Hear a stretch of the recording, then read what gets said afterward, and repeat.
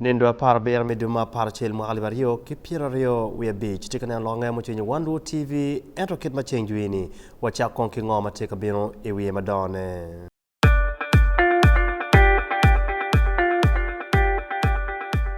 At least the one thing for now we can all agree on is the soap to use. He likes that it's big and lasts long. Anti-economy. I like that it keeps my skin smooth.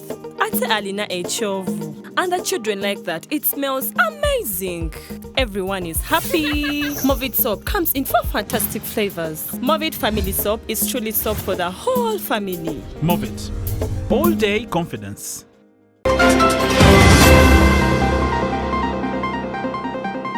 Luak makiko Moro district ko matek bolu tele mamiro chung michero ka telogi ot moko chek me Uganda neno kitma ke yibo kwede yo magen wachitika kila raju matek total.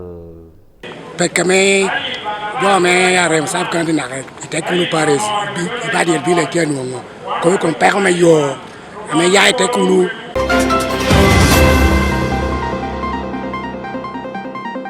Sorote City kidong Sorote kikome luako karo kitam gima pat ngoma gen neno ne pieratek mo miro kitim ikarman mi bolokwi. Amito wano yeri empiate. Ajoli dong mate kane longe mo chenye Wan Luo TV utien matin ania pat Robert Larubi michako longe mo chenye mamegwa wacherati Moro district kaminoni luak magiko ya Rebo sub county mani Moro county go karo ke ko matek total ni lutela magiti ka chung michero ka chung od moko chek me Uganda mero go nene ke konyoge ke lok payo gen wanyini raj payo tika kilo achar matek total malupe kia wano igudi kibenedong ta lok mano kati ikara mala chui ot moko chek me ka berman man pimon honorable Catherine Namwaga obedo kadwaro kui mamege luak me ka berman kok kon wachi ni chake ikara majo lutela mago donyi office pitie gimo ke ken matiati make karo kwede kon neno gitie matek ni kago dok chene office miro ke nenni kitiu ilok pagudi la church pa Wan Luo TV Johnny Sano chaka chono bedo kono wanen kon kibot en.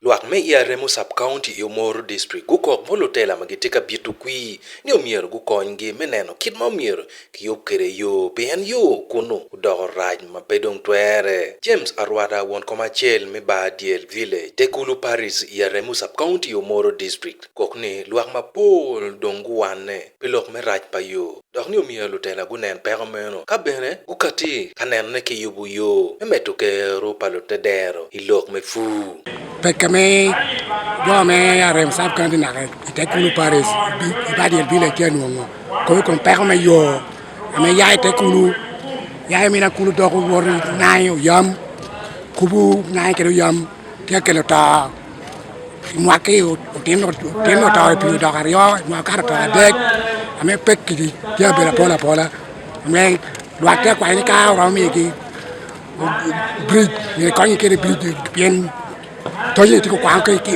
udo ke iya mete ke ta pola iya man lo ko ke pe mario lwa gor ma ko te pola me pe ko raw ni ber ke yi do ko iya me ke ta pola ke pe mario ke ke ya me pe me kor ame na pura dia di lwa ke me wi ti tek ame kwa ni ka enjo se mo ti ame ram konyo kong yo ke kor na pira Kenneth Odiek won koma dek me Remo sub county mogoni ada yo te maraji ia dole kautero ni pero palute dero duong mamiro ni lutela miero gorip chingi me chopo pero meno loka yo gerti ti raj ka wen eto yo man me bridge eni ma kubu yamni enu ni won right magali vario ti yo bu binu ti assessment ero yo man ger ma district mi bu fu ge ngon district betiga yele me furu ne kallo ka pi kan ka joma ge woni texan an Uganda mission mo to go yo bu pi we ko pero me pi da ya remo to al petit maraj ero pi kam go tie ma puru dong ma mi ni gi pi ma watiga keti budget me sub county watiga integrating ki district where to financial year ma binu ka release me chene me pi da ko binu da ki net pi kadong Catherine Lamwaga la member me ot moko chik pilwak me Omoro district ma bene tika yenyo kwi udojo me doke parliament wajo ni mirine tie me kelo don lobo kiremo chan neno ni jemi chalo yo odjat kwan miero ki il kero ne Omoro district ko ma wuro ti akelo kope yo anang'eyo ni ka yo ti marach so ya petwer wore chuk ang'eyo ni ka yo ti maraji nywagi petwer wore chuk wo maya ma bini liel ga general kelo ko bi lwa kunu ni amir ni greda me Omoro kire dong ti busy romene yero bin me chakoti yen chente wana twala ki parliament billion a chero bini district me purgu enatia lokida ga chapitu karni chente manyen dogo donyo billion a chere ko peti giguri utoa wame purgu ti a chelle ken wo maja binu mana logo ga general kelo liel maberu kunu Taga binu, taga puru yoni. Aneno yo ki pureno yo peti mabe. Yo maaki ya dieda. Bay kan waro kwene go down. Kupuru ento bene peti mabe dudu. Nga yoni miro ye kuket maram kako tao wek deka be. Omoro district put me te tit ma ter piane luak gitika nungo pera ma pol ka odok ilok me yo ma mero ni lutela makuno umiero gu yabwangi me konyo lutedero pi Wan Luo TV Joni Sani uchaka chon Omoro district Imadio kolo lutelario kinbujo mokene mapigi tego man Kasiano Victor Wadri gen kila ware Alhaji Abdul Hakim Mole mayango chungchalo guri matek papati FDC gen gongolo tielo guduguchian atiati itepati NRM kejolo joario mage kejo mokene State House Entebbe chian dek mokarni kon gubero kikare bene milok ke mego Janet Kataha Museveni karmagien gochara tiati kaneno kid magramo tichkwere ke gamente la George pa Wan Luo TV Robert Ariaka Chick Reportman Matut Lutela etepate NRM magatie imadio kolo gojolo jo mungolo gudi nyugu ngolo tielo aki pate mi FDC dugu atiati itepate mi NRM Mego Janet Museveni Kataha ujolo lutela magi chiande kun eno woro kilu wedigi mukene ma gen gubino atiati aki madio kolo bino karwate ke la tela lobo Ikiet me wot ma meggi gen go biro karachel ki mego Joan Akia man MP madago peluak machui Mario Kolo makiwache ene hotel wiki ikina bembe magi mago aki party FDC kagudonya tiati party NRM tie Alhaji Abdul Hakim ma eroberu commissioner pa FDC kun loyo kumalame Uganda kibenedong Wadri Victor makiwaine oberu MP machon nobene doro kabiru man ikin jomo kenne in kiwachel right bene nen chalo obertie madudwong Lok maro bino inge karan papatemi FDC Davis Dema katibena tiati midonyo ipate NRM kon ero bino karachel ki vuluma romogen Pierre Rio ma aki FDC karachel ki nope ma National Unity Platform e yup ma dit motime i Rigbo Sub-County i Chiambichel Abdul Hakim ubirikitame kon wachi So I've been in the opposition for the last 25 years since 2001. I rose from the youth, the treasurer of the district, election supervisor of the district chairman for the Greater Arua, and finally appointed the commissioner, electoral affairs for the whole country in charge of northern Uganda. This is a very historical moment because nobody would expect me to come back home. But I'm happy that today I'm back home. I've come back to my party, NRM. David Agabra karan papati NRM mati Mario Kolo uberukikare milogilo kopaman and wachi. Why we have been wooing them in this party is we want them to use that ideology and the tactics that they have been using in those other different parties they are. And we have given them responsibilities in these campaigns. We are campaigning together like Haji Moli is one of the main persons that we are using to mobilize. And he's using that skill that he used to use for mobilizing in that party for us. And if you see, Ali Adjumoli comes from Lower Mali. He's a son of this soil. Jawan Akia Aniku Mati Lachui Otmokochek Pimon Mati Kabirman Mani Mario Kolo and Menowachi Eninonkar Mati Tual Neronejo Mati Itunkuchel Pagamente Kukati Nerokin Magramotich Quede Karachel Gigamente. In 2021, when I came as a woman MP, there were 2 sub-counties that were fully opposition. The sub-county I come from, Oboko, and Rhino Town. But when we came in with the government programs, poverty alleviation programs, and people's eyes were changed. Those 2 sub-counties now are predominantly NRM. And what we're hoping is that even the few opposition who remain are coming back home. We've had a group of new executives come. Pilol ngaya mchenye Wan Luo TV Utieno Matin Robert Adiga Genke Pat Robert Larubi.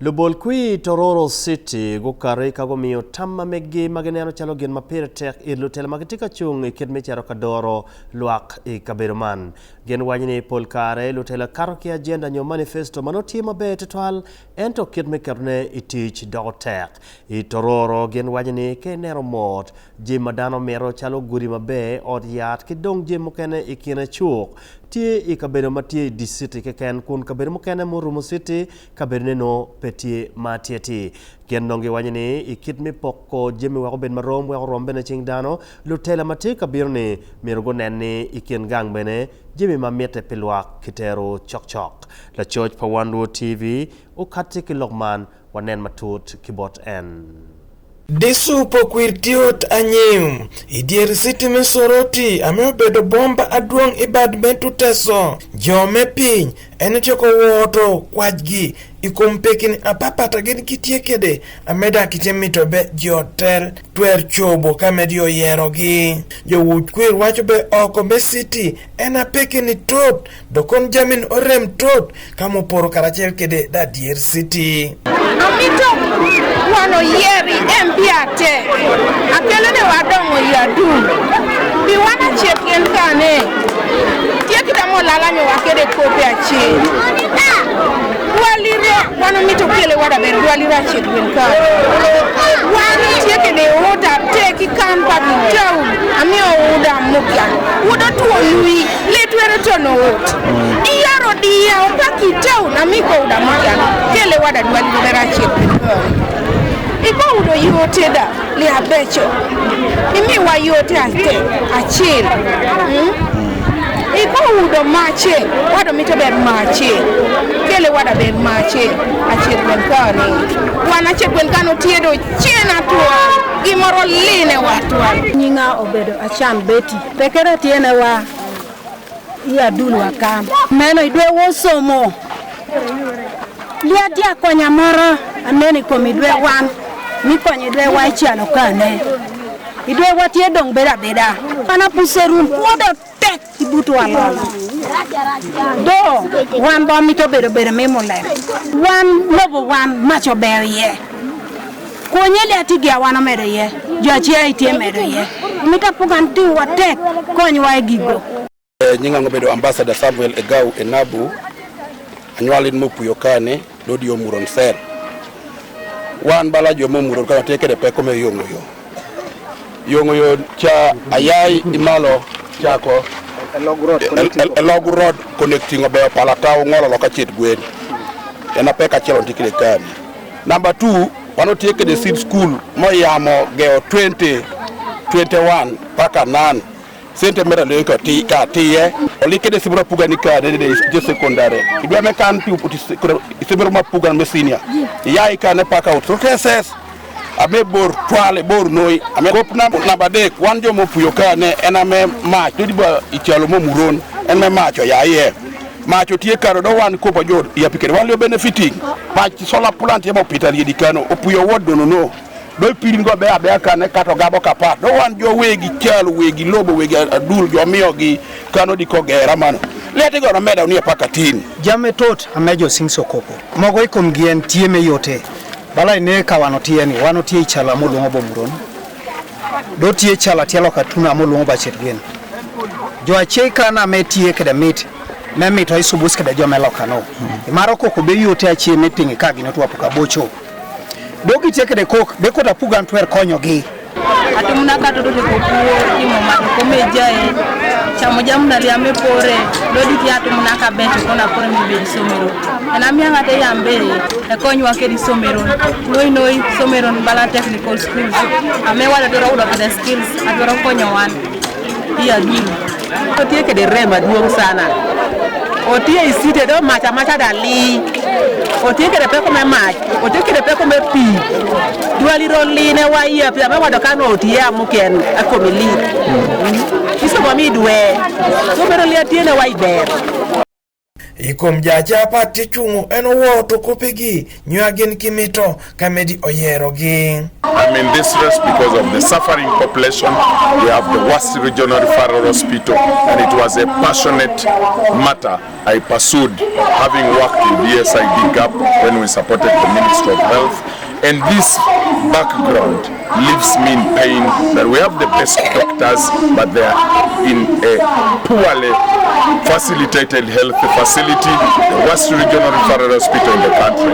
In the 1 year I was in Parliament, I carried that pain to the National Assembly, and I spoke and I passionately still feel those gaps have not been addressed. The current Member of Parliament chose to abscond from duty, ran away from the voters after that acrimonious by-election where he was forced in office by guns. What is very clear is that the quality of also education is wanting. On anger, but they want to evoke the anger of the by-election in this coming election. If you do that, the mayhem that will follow, do not blame it on Atan, because the people know what they want. And please, if Atan loses the election honorably, I will concede like I conceded in 2011, in 2016. But the way you did it in 2022, I will not concede.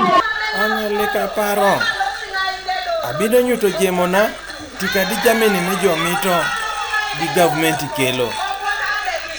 Dwali ron pore bino di government kelo jameni ducha me jo piny mito. And I would like to bring life back to the city. My manifesto is based on 3 pillars, which I've identified through consultative meetings with the community prior to me being duly nominated. Number 1 is economic empowerment. Teso and Soroti City East's biggest problem is Ichan, commonly known as poverty. Poverty on household levels is at alarming rates in the city. People don't have access to market, people don't have access to simple things like tools of trade to boost income and also to support their families and their livelihoods. But that said, we will be able to attract and bring investors into this industrial complex that has been shut down through lack of leadership. And I have also identified that Soroti is economically blessed with a lot of potential. We have the airport, we have a railway station in our ward called Alet, we have a referral hospital, we have the blood bank, we have the central market, but we don't have a bypass. We also don't have a single... One come patime NRM, Soroti City, John Enomo, wacho be. We are winning community members of parliament, we are winning city mayor, division mayors, we are winning even councillors. Because of take it again, the operate kitame, Jotia Yamoke pay. Amena wana Yamoni, NRM, and a take followers at Todd Carter, Lema Meo, Tia, Ame Totomega Joy Cheton FDC, the Tia Kurosi, FDC Tiabino, Dogi Amejo Tia FDC Total Mere and Bay, Jome FDC, Utuno Joache flags. So you to Kwanya Joan picking. So Pimano Mioja Tot or Lilo, Ikoya Bino Tikere, Party Menare. David Calvin Echodu.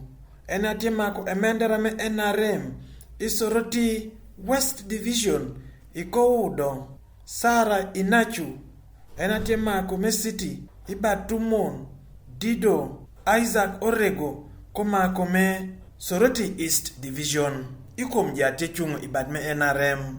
We have had a lot of challenges in Soroti. we have been left behind with most of the things. The infrastructural development, the roads are very poor, the water, there is no water in the villages. People are still using boreholes and the boreholes get spoiled. These people, these locals here don't have the energy, they don't have enough finance to repair these boreholes, to rehabilitate them. The other thing is power. Power also has been the biggest challenge of this city, especially Aloet Ward. The power comes up to somewhere, and also even Madera Central, it doesn't cover all. It ends in some specific areas of some few individuals, and that are some of the things that we want to go and lobby for. The other issue that we want to tackle is health. We have a very far hospital, health center for, that is Madera, that is Princess Diana. And for us, we are here in Aloet. We were given a land here to put a hospital, but nothing has happened. They promised that after 2022 elections, we would get a hospital here and a primary school, but we have not seen it up to now. That is the reason, one of the things that pushed me to go and contest, so that we help our people to come out of these challenges. Michael Anyinge, Wan Luo TV, Isoroti City.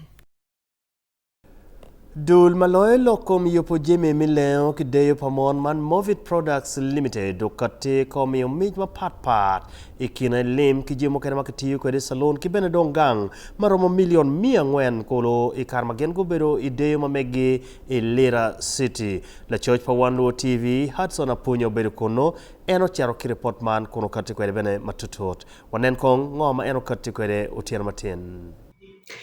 Yug mo pongwi wa dog bedo kideyo matekotwal moti me Lira City ni dul me Movit Products Limited go bedo kayor me miyo me kibene foyo matek joma gipogo jami gi man distributors kimi bagin jema pol ikine obedo ye fridge, gas cooker, kidong keno mogo metedo kachel ki television. Crichton Mutaitina madi Division Business Manager wani mono yukman time foye mateklo wilma meki kidana magena maikono poja megi kabero duju matelo Uganda. Is us to appreciate our customers, and it is that time of the year whereby we pause a little bit and not talk about profits, not talk about the money, but talk about us appreciating them. So Movit tika on kekero nyo tika yop me miyo mot bot dano miya dek piara bichel magi kubu jamigi ikabero wachini Arua, Lira, Gulu, Soroti, Mbale, Luero kachel kijinja. Mutaitina wani mono yuk mantime miyo mot kibene oloto duako gen kimeto miri bot lopok jempa Movit kibene jingo kero pa company man ikabero dunye pache duju matelo Uganda kany. Regional Business Manager Moses Mbwachira wani mono iyo yumtutual pidama pol makoberu tie kibendama pol magitika poko dogmetit kijempa Movit ilo Uganda kany. Campaign, we are recognizing 360 customers, and the areas that we are covering, we started from Okono, Lira, Iganga, Soroti, Arua, Gulu, and those are the areas that we have covered. Dano mago ber ke kero menongo mich man gudok pajo kiyom chin mater ken guloy ikin dano magi ober to pista na chibuka ma akil Gulu eno loyo gas cooker. We participated in this campaign from October by buying a lot of Movit products, and the winners, I'm among them, and I'm happy that I have won my gas. Wow! Thanks to Movit Products and the manager.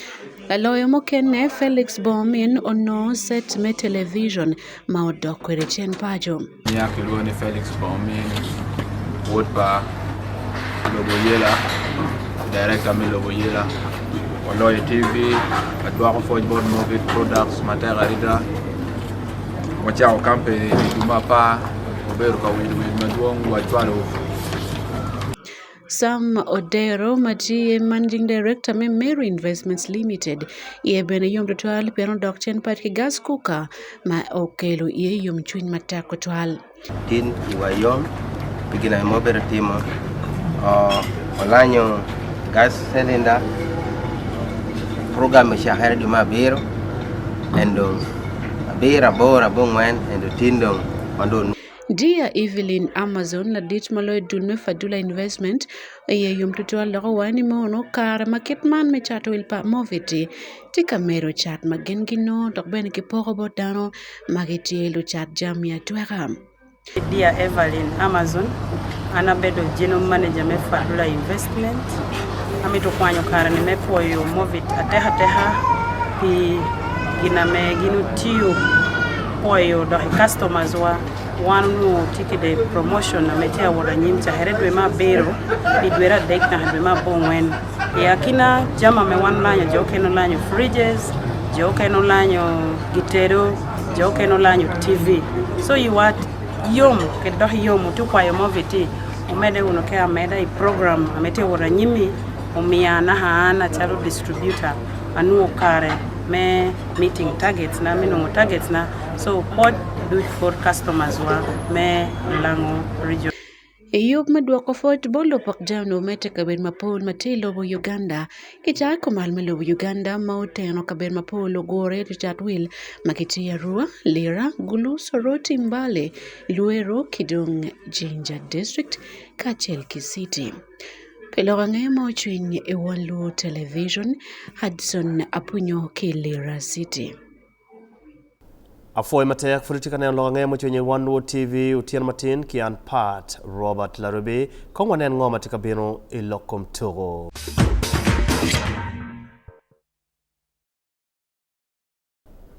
Logmatika katia yeni team za ngwen magitika turugi miko malami Uganda gene dongo tiro karo iturumia giki ikin team za ichabiet mia boro kon gichero kachung piko malami Uganda ituro mifi fufa big league la church pa Wan Luo TV David Magere Oluko Lokman. Team sangwen magi agi ko malame Uganda gulo turgi duchu ipiem mecha bit ma boro I fufa big league man piem dilomena Mario Madrid loyo ilobo Uganda ikuturu pacho. Teams maga ye Black Spar Football Club me Lira City Navy Central Football Club me Navy Town Council Navy District. Paida Black Angels Soccer Club me Paida Town Council Zombo District ki Young Elephants Academy me Oluyo Town Council Nwaya District kono gen gulo turgi duchu inge karmalaj maguberu kadenu chan itu mo karangech. Man ye kitma duki turu berukede kum teams angwen man maguturu ichencha betmen inda pa wi abichel laworo ki batu mapapa matiko malume Uganda. You know the Black Spar Football Club gen ku chanyun tu gazaze football club golo ari kumachel man turu motime ki Ebenezer University Playground mati Lira City Navy Central nogiti pajo Iluo Playground mati Navy Town Council kama gen ku gochi inda boys golo ari kumachel bene kapaida Black Angels gi bagi Mount Baukoro Stadium mati paida Town Council gen ku chanyo karu karunji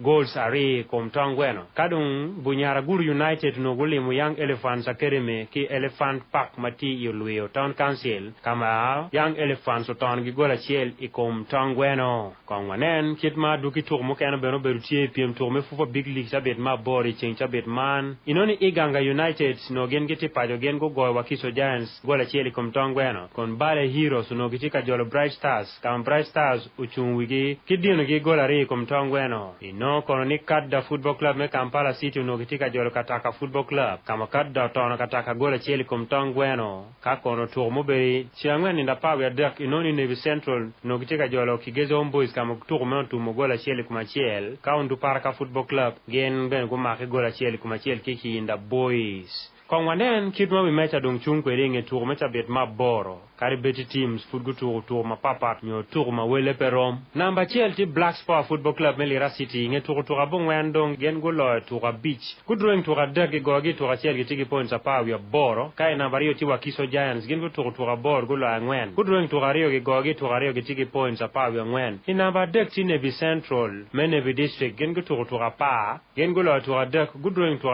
beach ge gogi tur rio ge tigi points apa we angwen in namba ngwen ti Iganga United gen tur abongwen gulo angwen kudroing tur Chelsea gogi tur angwen ge tigi points apa we dek ina mangwen ti Bright Stars ngi tuku aboro gen gulo to ariyo keken gudwing to bit kolo gi gogi to achel gi tiki ponza pawi achel kana be chel ti kadda football club mi Kampala City gutu to abero gulo ariyo keken gudwing to beach pia gi gogi to mo keken tiki ponza pawi achel bene ina babero tin to gazaze football club ngi to aboro gen gulo to ariyo keken gudwing to angwen losing bene nyo gi gogi to ariyo tiki ponza pa ina baboro ti Chigezi Homeboys gutu to aboro gen gulo fera chele ken to abero e beru draw pia gi gogi to mo keken tiki ponza pa kana bungwen ti kataka football club ngi to abor gen gulo to adek gudwing to achel gogi ti angwen gi tiki ponza pa bene ina ba ti Paida Black Angels gen gutu abero gi tiki points abungwen na ba pa achel ti Bunyara Guru United Football Club gutu to abero bene gi tiki points abungwen bene kana pa ariyo ti Young Elephants Academy gen go awo ki relegation zone no giti na bagiki don giti na pa ariyo ngi to abero gen gi tiki points aboro i relegation zone kono man na ba pa dek me o ya pa bichel ti ye undu paraka football club ngi to abero gen football to ariyo ke ken gudwing to ariyo gi gogi to adek gi tiki points aboro ina ba pa ngwen tim Valley Heroes ngi to aboro go to ariyo gudwing to achel gi gogi ti ana big kolo gi tiki points abero kana pa beach ti Karo Karunji ngi to abero gen go achel ken gudwing to adek gi gogi ti ana dek bene gi tiki points abichel kana ba pa bichel man na bagiki ti Inda Boys ngi to aboro go to achel gen gudwing to adek gi gogi ti ana ngwen kolo gi tiki points abichel bene lorange kum turi Wan Luo TV David Magere.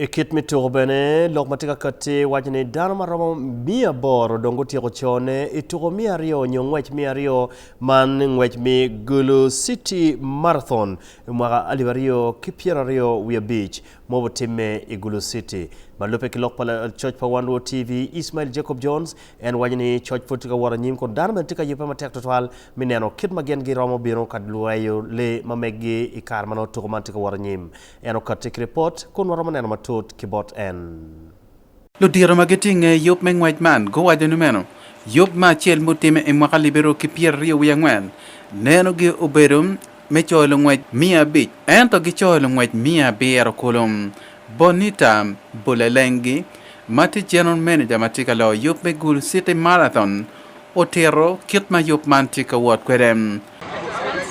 We were able to register 850 participants and I think we had about 650 participants that were able to travel to Gulu even when Karuma was closed, to travel all the way to Gulu to participate.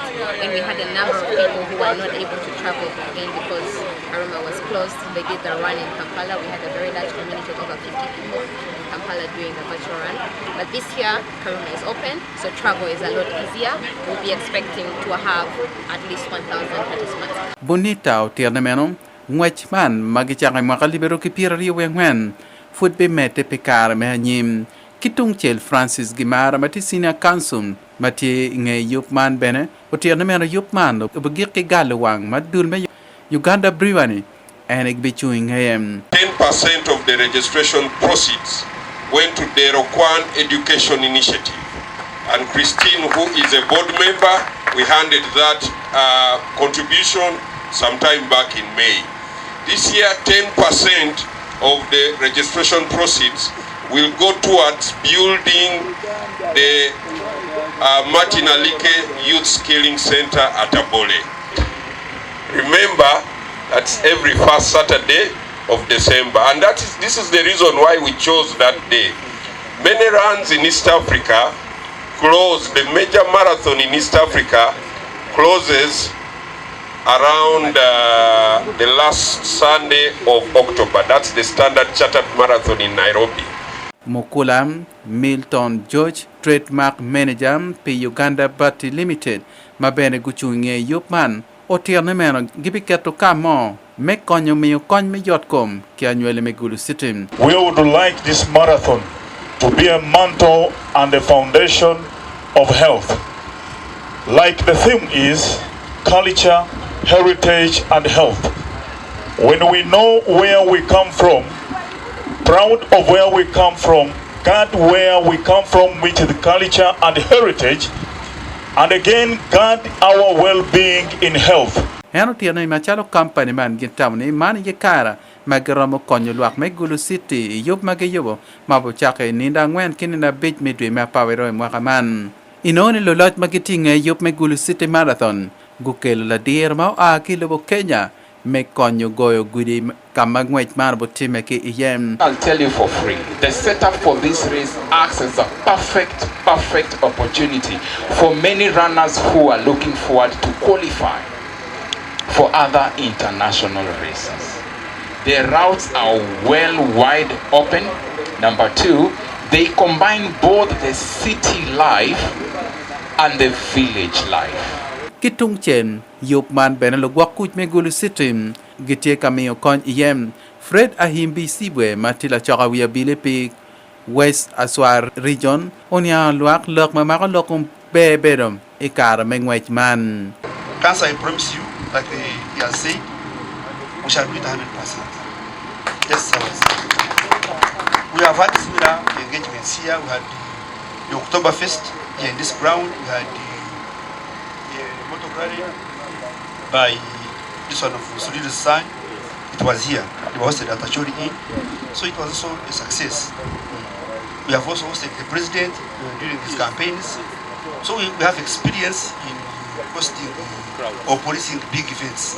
Ludian magetiga lo yup mengwait migudiman icha bichen guber ki kachake mo kilwak met tiet game kit ma yup man te ka wat kwedem Ismail Jacob Jones pi Wan Luo television Igulu City.